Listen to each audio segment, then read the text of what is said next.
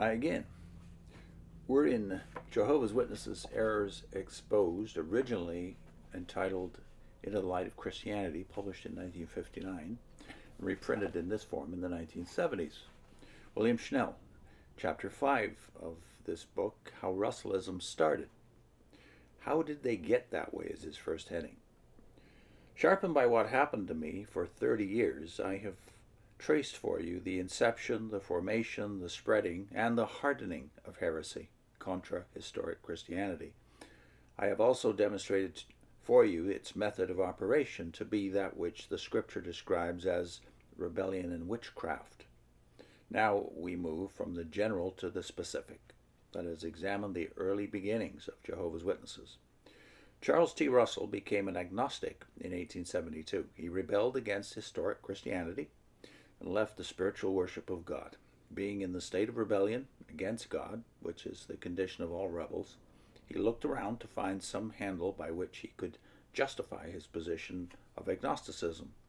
A few years later, it came his way. How? The next heading is Cut Loose from Christianity. One is tossed to and fro. In Christian circles, to be sure, such rebellion results in a departure from the faith. This is normally followed by a smiting of one's former brethren, followed by filthy dreams, defiling the flesh, despising dominion, and speaking evil of dignities. That Schnell bases on Jude, verse 8. Having freed himself from the benevolent gifts of Christianity, the pastors, teachers, and evangelists, Russell came across the writings of Miss Ellen White. They fascinated Russell. He was particularly fascinated by the newly invented doctrines that hell is the grave. This did for him what Paul said unsound teaching generally does to those who rebel against God. It tickled his ears. It did that and more. It obliterated for him the true Bible doctrines, or true Bible doctrine, that hell is the place of eternal punishment of lost souls and torment. He's going to spend a whole chapter on this subject of hell, and you'll see what he thinks about it after his departure from the Watchtower in the 1950s. But first, a note about Russell's reading. I'm not sure that he read a lot of Ellen G. White, but he's right that he read a lot and hung out a lot with people who were of the Adventist movement. But Ellen White's writings had become the prophecy which gave birth to Seventh-day Adventism by this time. So I don't know that he read a lot of her. Anyway, that's Schnell's impression. Adventism, yes, Adventism is the root of the Watchtower's doctrine, along with Christadelphianism, which is another branch of Adventism. Not Seventh-day Adventism, but the original small a Adventism. Going on, not only did Russell joyfully espouse this doctrine that hell is the grave, he noticed the techniques Mrs. White used in argumentation, and which is pungently described by Paul as deceitfully handling the Word of God. In this frame of mind, he began to study the Bible with the thought of finding texts to support his rebellion. His spirit of inquiry was one of opposing sound doctrine, and he needed the color of Scripture to make his teachings acceptable. He had to find all kinds of passages which would support his views, even as Mrs. Ellen White had done. Soon, because of his improper spirit of inquiry, he began to get what may be termed half-knowledge of things pertaining to God's Word. He became the counterpart of an able minister of the New Testament, but he ministered to the letter of the Word, not to the Spirit, as did and do the faithful pastors, teachers, and evangelists of historic Christianity. The result was that his letter ministry killed off all spirituality, 2 Corinthians 3:6. A closer knowledge of Russell's experience has led me to recognize the manner in which I was diverted from historic Christianity. Also, I know now from wide experience how the Jehovah's Witnesses were severally and collectively diverted from historic Christianity. With this knowledge, we can accurately determine how to work with them. This is very important. All who have turned away from the faith look for scripture passages to disprove historic Christianity. You must never allow them to bandy God's word about in your presence in this manner. If you do, you are helping them to convert themselves to heresy right in front of you. They need your help to free themselves from this stunt of inversion for which they have been trained. Stop them every time by making them read in its context every scripture they quote to you. Being a methodical man, Russell began publishing Food for Thinking Christians and set up the banner line, Hell is the Grave. This, then, is the method of heresy. Gather all passages which seemingly contradict the Bible doctrine you wish to oppose and tear them out of context. This was and is the age-old trick of heresy. Set your doctrine, then, marshal all the passages of Scripture you can to buoy it up and to give it Bible color. In that way, a barrier is erected against proper study of the Bible. In this manner, one Bible doctrine after another topples and falls. It is done by misusing God's Word, by using it deceitfully to prove oneself right. That is why you must never allow a Jehovah's Witness or any other cultist to bandy God's Word in front of you. Defend the honor of God's Word. Protect the heretic against himself. His new subhead is Russell's heresy could only be effective outside of Christianity. How could Russell get away with such doctrinal subversion? True, he would attract many who, too, were rebellious and who disliked the Bible doctrine of hell as a place of eternal punishment and torment. Flesh and blood have always disliked that doctrine. It hurts. I need to say at this point, in a kind of a preface to the next chapter, his doctrine of hell, which is the orthodox doctrine of several denominations by the time of Russell's emergence in the 1870s, is not agreed upon by all scholars either today or in early church history. We'll get to that when we get to the next chapter. That is why it is played down, that is, the doctrine of hell is played down and watered down in the thinking of many so-called Christians today. Show me one who denies the existence of hell, and I will show you one who is Christian in name only. Okay, that's judgmental.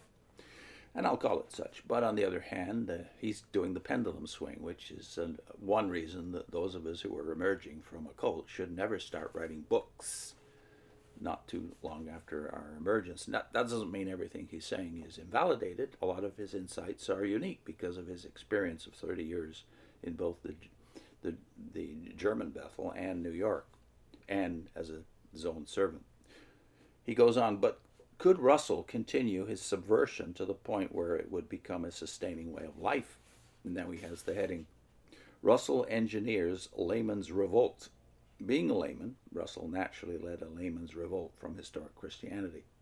His problem was to find a way to establish himself as a center of a movement of men. In what garb should he appear? He hit upon it.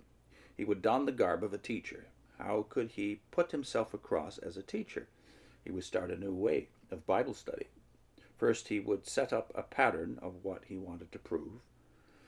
He would make sure this pattern was in contradiction to some Bible doctrine of historic Christianity. Then he would proceed to do research in order to find all sorts of scripture passages to prove his postulate. In this manner, he raised a wall and a tower, a watchtower, which gave him the mien of a seer on higher ground than the rest. He began to formulate such findings in a publication which he called Food for Thinking Christians. This pamphlet was printed and broadcast everywhere. But more happened. In the process, he became the sole arbiter of what was to be published and what combination of scriptures was to be used. That made him the dispenser of new knowledge, or as he called it, food. Whence came this new food? It certainly did not come from God. It was not the bread Jesus Christ who came from heaven. No, this new food was expanded from the humanly devised Food for Thinking Christians to a bi-monthly paper, the Watchtower, and was subsequently augmented by 6 volumes of scripture studies. These publications were put out by the millions of copies. They became food for, as Russell put it, the household of faith. No longer was the Bible, God's Word, this food. His literature took its place. Cultism had come in. It centered first around his person, then around his image. His image was and is the Watchtower Bible and Tract Society Incorporated. Remember my former description of how heresy made its entry in former ages. Keep that in mind. Now let us evaluate Russellism at this stage in that light. What was Russell's primary aim? It was to usurp the task of the Holy Spirit and thus thwart the interplay of the two aspects of Christianity. In this manner, there emerged a new center, albeit an intermediary one, which deflected the eyes from Jesus Christ and focused the attention on the Watchtower Society. The drawing power of Russell and his collaborators was no longer an expression and confessing of what the Lord had done for them, but a humanly devised system of subtle arguments. Thus, no one was drawn to Jesus Christ. All were drawn into a new way of thinking and then into the Watchtower Society. This subversion rapidly became complete. It could be termed occult or witchcraft in nature. Some will judge his rewriting of the early history as judgmental in itself. That's okay. I think a man of with his history would probably default to this position if his process of thinking and analysis is not tempered by time and perhaps the deeper reflection. But because he wrote these two books, the first one, the most famous one, 30 Years a Watchtower Slave, almost immediately upon coming out, and I kind of apologized for that at the beginning of this one. But I don't think he's completely recovered when he writes this one 3 years later. And as a result, I think his work kind of petered out in the 1960s. But some of these judgments are sound, including his development, his analysis of how the cults generally develop. Yes, Russellism went from one man's opinions to a cult within one generation. So I don't think it was fully formed as a cult, as Schnell describes it here in the lifetime of Russell. It took another year after his death to become fully and obviously a cult. When the Finished Mystery came out, it was a cult built around a personality, the faithful and wise servant, the Laodicean messenger, yes, the man with the writer's inkhorn, and, as the Finished Mystery plainly declared him, Russell, the voice of Jehovah. Next time, forming a gospel as spearhead for heresy. I'll put in a link this time to the Voice of Jehovah commentary we did from the Finished Mystery some years back. See you next time.